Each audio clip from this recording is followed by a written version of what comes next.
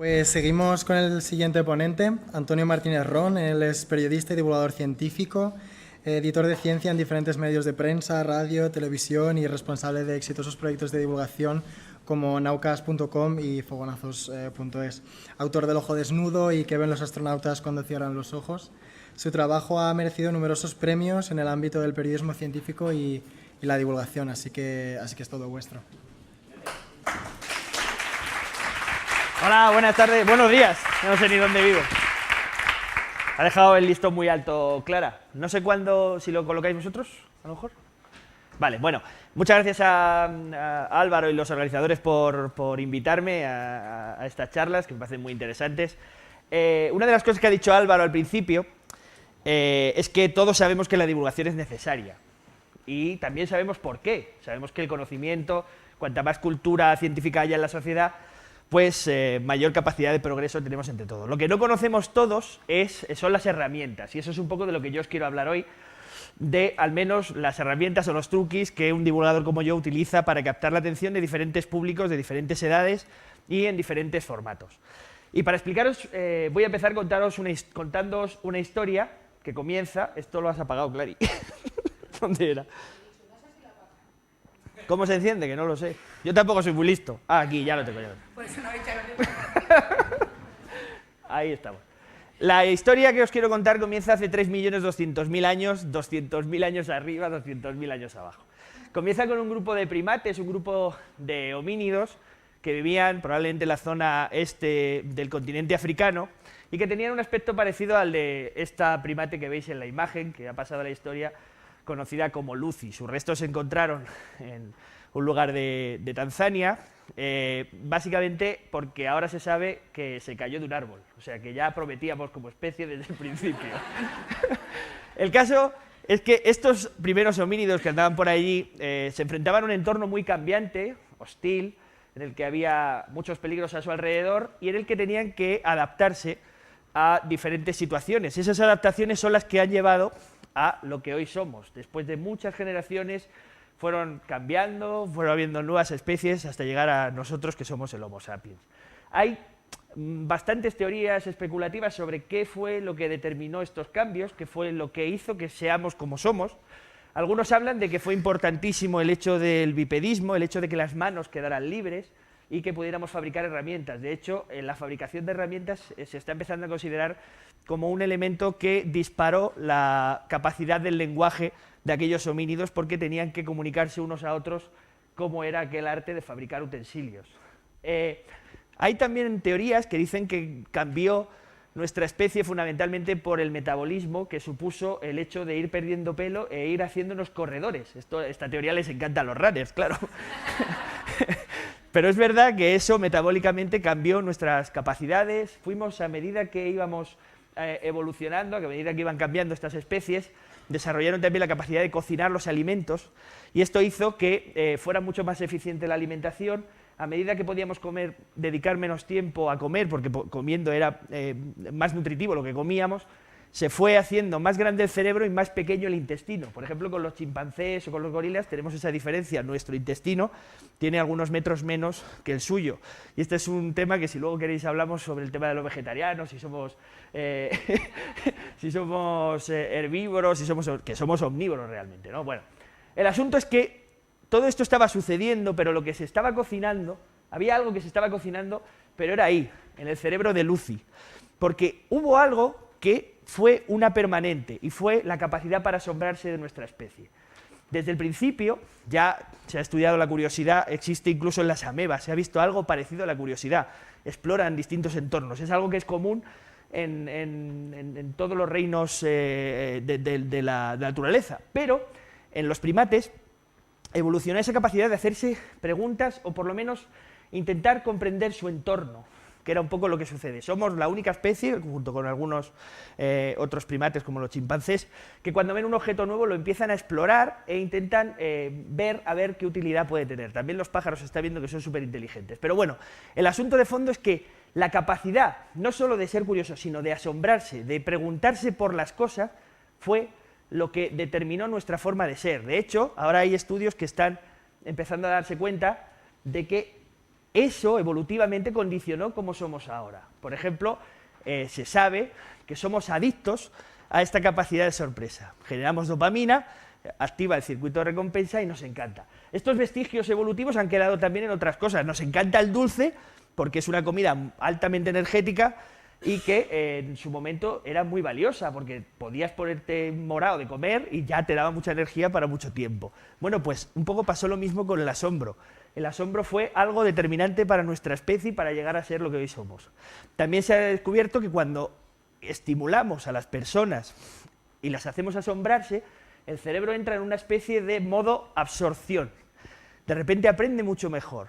Y ha habido algo que ha dicho antes Álvaro, que es una especie de prejuicio que se ha extendido durante años, esa separación entre la emoción y lo cerebral.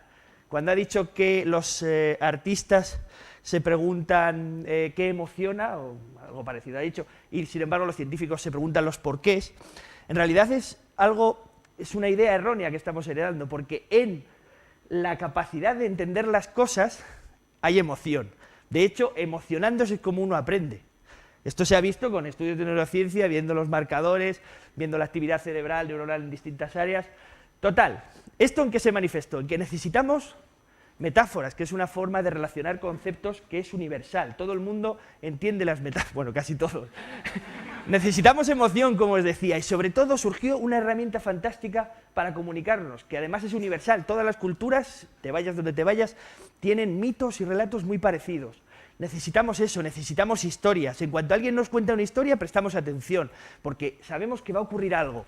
Yo os he enseñado al principio un mono y habéis dicho, coño, ¿qué pasa aquí? ¿Por qué me cuenta lo del mono ahora en una charla un sábado por la mañana que me iba a hablar de divulgación? Por eso capté vuestra atención.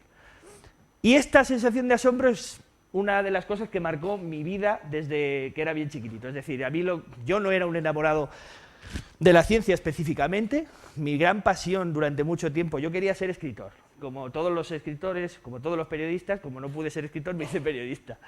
Pero mi gran pasión era la literatura, eran las buenas historias. Y cuando, a medida, yo sí que leía mucha divulgación, yo era un apasionado de esa sensación de cómo puede existir algo así en el mundo. Los documentales me los tragaba todos.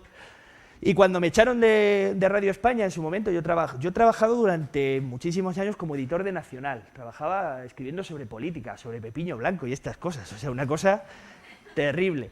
Y a la vez iba cultivando la otra esfera. Abrí un blog en el año 2001, que va a hacer ahora, o sea, es una barbaridad, o 2001 o 2003, nunca me acuerdo, va a hacer 15 años ahora, 2003, entonces sí, ¿ves? Como las matemáticas no...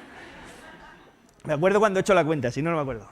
Y bueno, lo titulé Asombros Diarios, que era un poco el lema que a mí me motivaba, ¿no? Al principio no estaba enfocado solo a ciencia, pero la ciencia fue paulatinamente haciéndose dueña del blog y de las historias que yo contaba, porque era el lugar donde se cocinaba el asombro.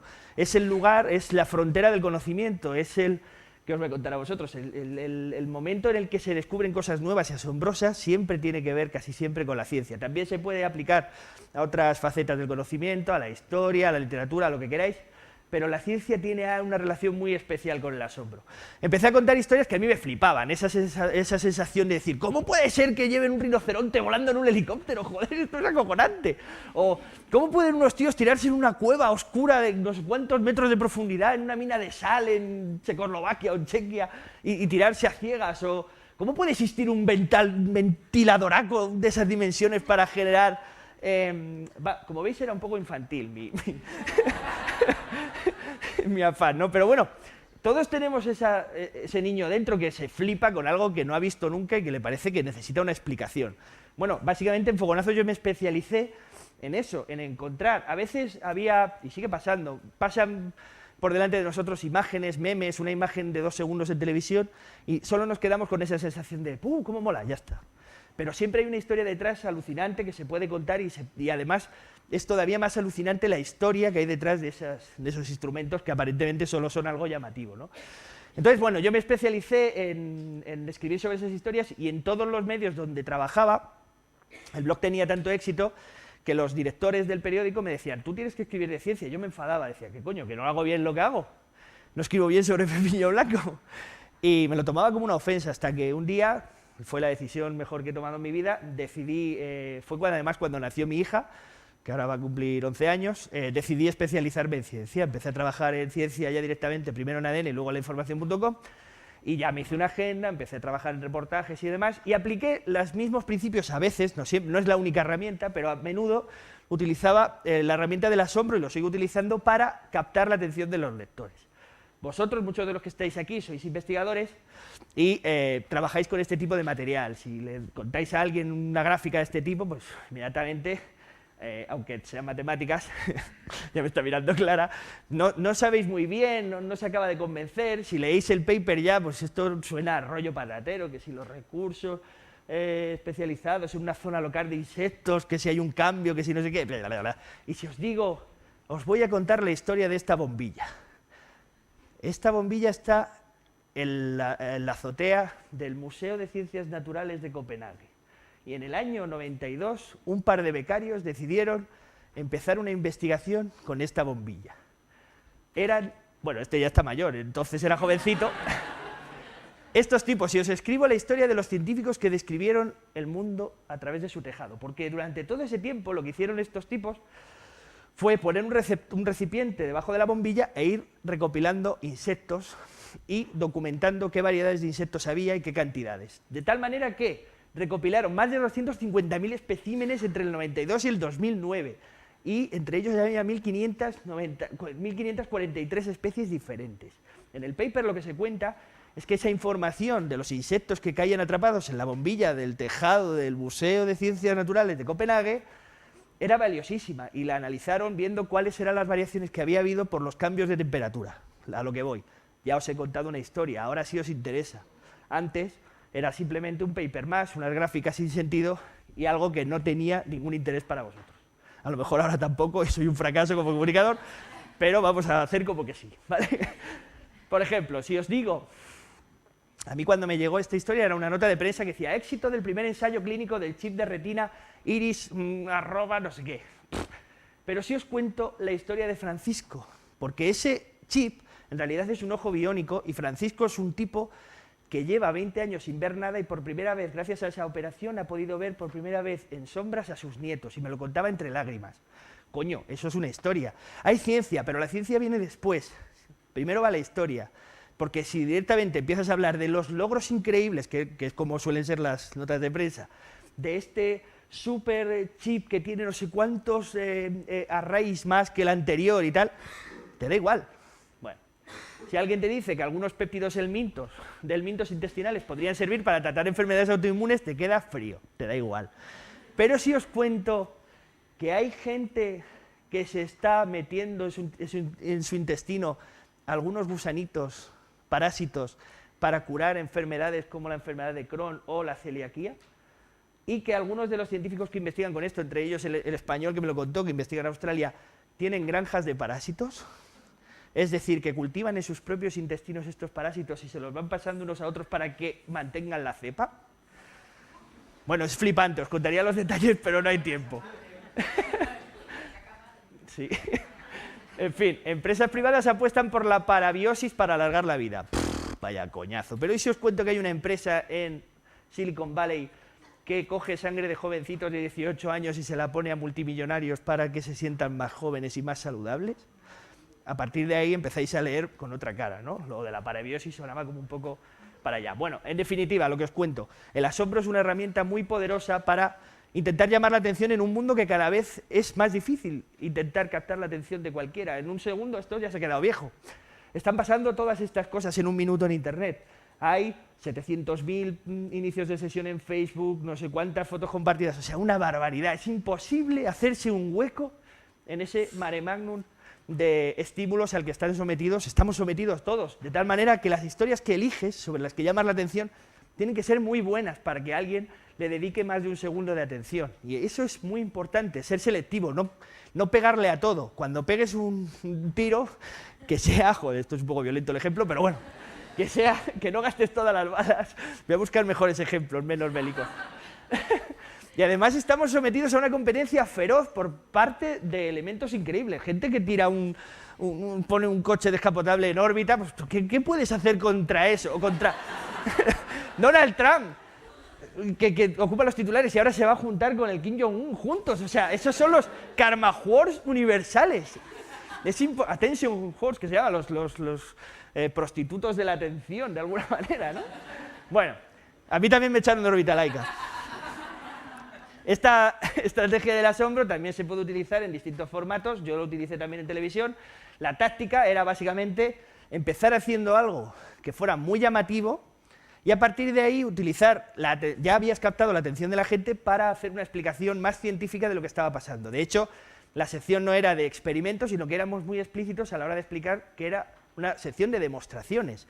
A diferencia de otros formatos que son perfectamente legítimos, como la ciencia, que es eso, entre comillas, que se hace en el hormiguero, lo importante no era la tontería del momento de echarle helio, o sea, nitrógeno líquido a un globo, sino lo que venía después, que era, siempre había una historia en esa sección y siempre era más fascinante lo que se contaba después que lo que se había visto al principio, a diferencia de otros formatos.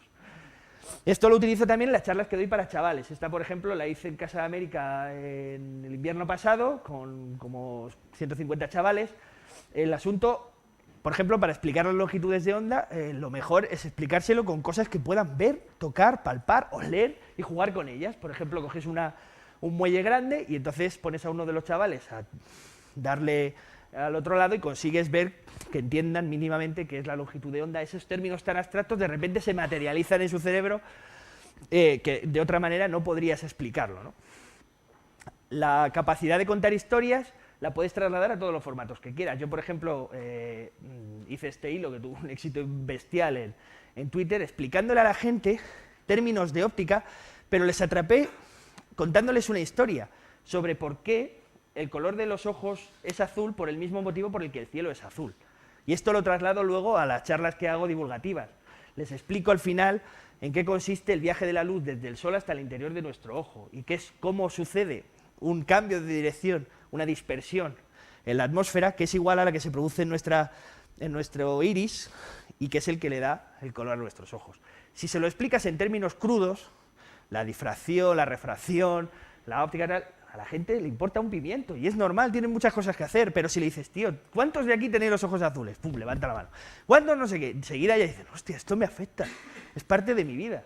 Bueno, esto que explicaba es parte también de un libro, o sea, yo aprovecho todo, claro, como todo fue freelance, pues todo tiene unas cosas que ver con otras. La explicación del ojo azul forma parte de algo que expliqué en el libro, en el que también, para hablar en El ojo desnudo sobre la historia de la visión y de la luz, parto de una buena historia desde el principio, y es la historia de eso que veis ahí abajo, que son los ojos de John Dalton, que me fui a buscarlos a un sótano, estaban allí olvidados, en un museo de Manchester, porque John Dalton es el que dio nombre al daltonismo, la primera persona que se dio cuenta de que él no veía los colores como el resto de las personas. Pero, en vez de escribir un libro sobre la visión en el que solamente hablara de los términos y los explicara muy bien y académicamente, lo que hice fue escribir un libro de historias, que mucha gente me ha dicho que parece una novela. Tú empiezas a leerlo y sigues una especie de trama que te lleva al final, porque en el fondo la historia, cuando buceas en ella, es eso, es una novela maravillosa, aparecen personajes, desaparecen, no hay un solo protagonista tampoco que se lleve toda la atención. En fin, podría enrollarme durante horas. También hacemos otros formatos, por ejemplo, el de Catástrofe Ultravioleta, que nos han dado un premio Ondas recientemente, consiste en divulgación disfrazada de otra cosa. Es decir, nosotros teníamos muy claro desde el principio que no queríamos hacer un programa de radio en el que el lema fuera directamente, mira lo que te vamos a enseñar de ciencia, vas a aprender un montón. No, no. Nosotros lo que queríamos hacer era, te vamos a contar historias que te van a hacer caer de culo en el sofá. Y la ciencia es el paisaje. De hecho, es lo que hacemos. Comenzamos siempre en una acción que está comenzando, en el túnel del LHC, dentro de una cueva debajo del Teide, y a partir de ahí la atención del lector nos acompaña, podemos hacer 1 hora y hay gente que nos dice que los hagamos de 3 horas, que se les hacen cortos, porque lo que hacemos es contar buenas historias.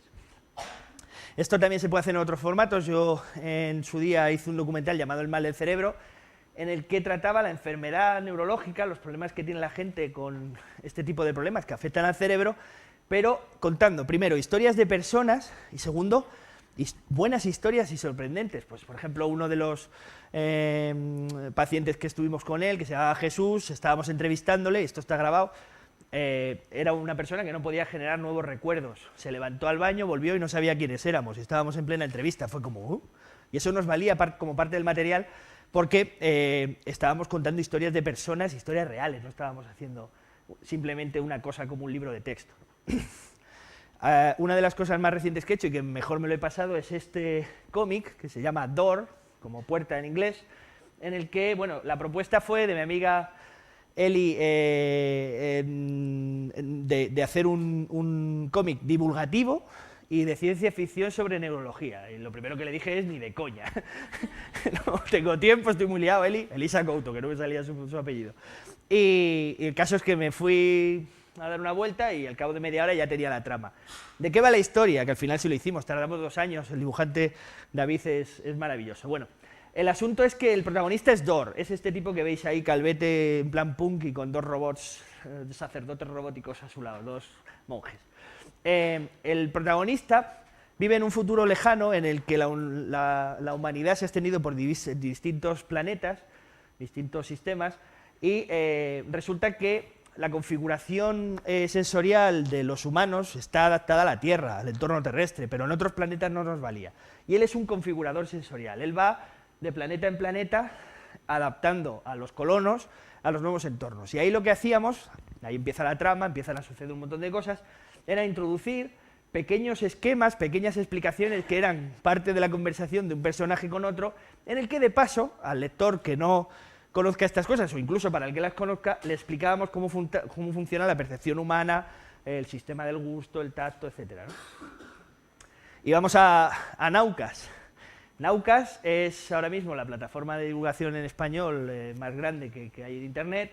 Tenemos bueno, se fundó con las bases de ciencia, escepticismo y humor, supongo que muchos de aquí lo conocéis, y la idea básica que hicimos en su día, bueno, nació de casualidad, empezó llamándose Amazings, nos juntamos 3 colegas, que era Miguel Artime, Javier Peláez y yo, un día tomando unas cervezas, vamos a hacer algo juntos, vamos a hacer algo juntos. Este entusiasmo que a cualquiera se le pasa, a Javier Peláez no, porque nos llamó a los 2 días, ¿te acuerdas que dijimos hacer algo juntos? Sí, sí. Y lo hicimos, efectivamente. Al principio iba a ser un blog, y luego empezamos a pensar, oye, ¿por qué no invitamos a amigos que escriban de vez en cuando? Y terminamos reclutando a 150 de los mejores divulgadores y comunicadores científicos en español, haciendo algo que ya trascendía más allá del propio blog, lo que era es una plataforma en la que, sobre todo, el mayor valor que hay es la posibilidad de colaborar, la inteligencia colaborativa, ¿vale? Que entonces éramos muy optimistas, corría el año 2011 y pensábamos que existía algo llamado inteligencia colectiva. Ahora, en 2018, ya sabemos que existe una cosa llamada subnormalidad colectiva, pero éramos muy inocentes. Bueno, tenemos más de casi 1 millón de usuarios únicos cada mes, con lo cual el resultado es muy bueno. Esta es la primera vez que decidimos hacer eventos, ya habíamos hecho alguna cosa más, pero decidimos que no éramos una cosa de Internet, éramos algo que sucedía en muchos sitios, y entre ellos la realidad palpable. Hicimos un primer congreso o ciclo de charlas que eran de 10 minutos en Bilbao en el año 2011, y entonces llenamos la sala, el Paraninfo de la Universidad del País Vasco, y nos pareció un éxito increíble porque estaba lleno durante 2 días, 500 personas, la cosa se empezó a venir arriba y hicimos otras ediciones y empezó a haber cola de gente y gente que se quedaba fuera, tuvimos que abrir más salas, aquello era un despiporre, así que aquello que empezó con unos cuantos colegas, que somos todos estos colaboradores de Naucas, en un sitio para 500 personas, se ha convertido en un evento como el de este año, en el Palacio Euskalduna, que es un bicharraco gigantesco, con más de 2.000 personas asistiendo de público, que es una cosa absolutamente brutal. Incluso hubo quien se quedó fuera en algunos momentos porque no cabían, ¿no? Entonces, ¿cómo hemos conseguido llegar de un sitio a otro? Que era una de las preguntas que lanzaba Clara. Una de las preguntas que más me interesan es cómo conseguimos que eso no esté lleno solo de frikis, de gente que ya, claro, a la que ya le interesaba la ciencia. Bueno, pues pasito a pasito. Primero, siendo insistentes, o sea, no dejando el asunto inmediatamente. Llevamos 7 años haciéndolo, no se hace de un día para otro. Y segundo, intentando hacer un formato que sea válido para cualquiera, le interese o no la ciencia. De hecho, nos pasa mucho que hay gente que que se viene de acompañante, o que a mí mucha gente lo que más me gusta es que me abordan, no sabía que la ciencia podía ser así de divertida o así de alucinante. Entonces es como, ostras, lo hemos conseguido. No hay motivos para tirar las campanas al vuelo, pero hay motivos para ser optimista de cara al futuro y si se van haciendo las cosas muy poco a poco. Y otra cosa que es muy importante, esto es otro de los eventos, no solo lo hacemos en Bilbao, en Valladolid, en Burgos, lo estamos haciendo en muchas más ciudades.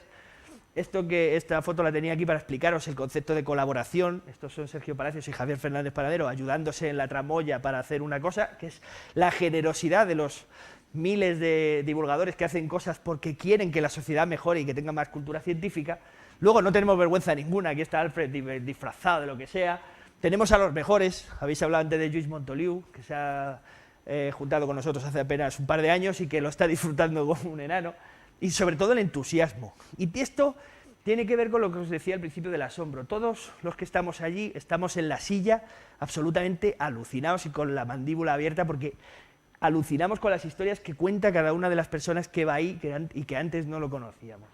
Y lo importante también, estamos intentando que las nuevas generaciones, la gente, los chavales, empiecen a tener el sentido de que la ciencia no es un territorio vedado, no es un aburrimiento, no es un sitio al que no pueden llegar porque les queda muy lejos, sino que están rodeados de ello y además está lleno de historias maravillosas, porque hasta ahora, a diferencia de otras tradiciones como la anglosajona, a la ciencia en España le faltaban buenas historias, en general era todo pues un ladrillo, y eso es un poco la labor que se ha ido haciendo durante muchos años. Esto es parte de Naukas Kids, que lo hemos hecho durante 5 años, durante todo este tiempo. Tenemos incluso profesores que han cogido y han empezado una iniciativa. Juan Francisco Hernández en Canarias lleva desde 2013 haciendo lo que se llama Naukas en el recreo Naukas, que es que les pone a algunos chicos, los que se quieran apuntar, una charla cada vez, una a la semana, de las que se emiten en la televisión pública vasca del evento Naukas, con lo cual estamos generando esa sensación de que puede seguir y hay muchos otros proyectos que están siguiendo al hilo de Naukas. Y nada más, esto es lo que os quería contar. Muchas gracias. Como veis, yo tampoco hablo. ¿Pregunta da tiempo? Una pregunta. Si alguien quiere hacer alguna preguntita, pues mira, por ahí la primera mano se lleva el premio.